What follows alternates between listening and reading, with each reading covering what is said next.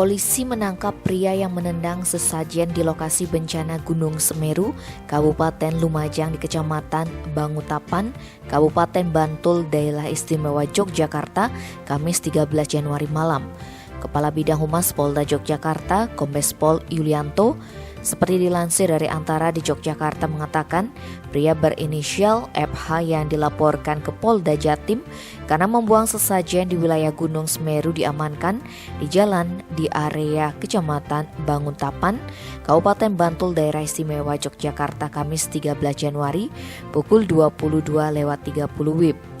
Saat dilakukan penangkapan tidak ada perlawanan dari pelaku. Setelah diinterogasi di Polsek Bangutapan, pria tersebut dibawa ke Polda Jatim dalam kondisi aman.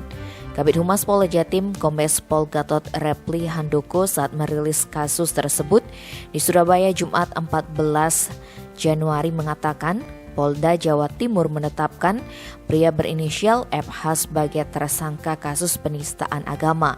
Sementara itu Direktur Reserse Kriminal Umum Polda Jatim, Kombes Pol Toto Suharyanto menyampaikan dari keterangan awal tersangka ponsel yang digunakan untuk merekam kejadian itu adalah miliknya sendiri, termasuk diantaranya mengunggah video tersebut ke media sosial. Dikonfirmasi soal motif tersangka melakukan penendangan tersebut, ia menyatakan karena spontanitas pemahaman keyakinan tersangka. Terpisah, tersangka HF menyatakan permintaan maafnya pada masyarakat Indonesia, namun ia tak menjelaskan motif tindakannya. Tim Bali Express melaporkan.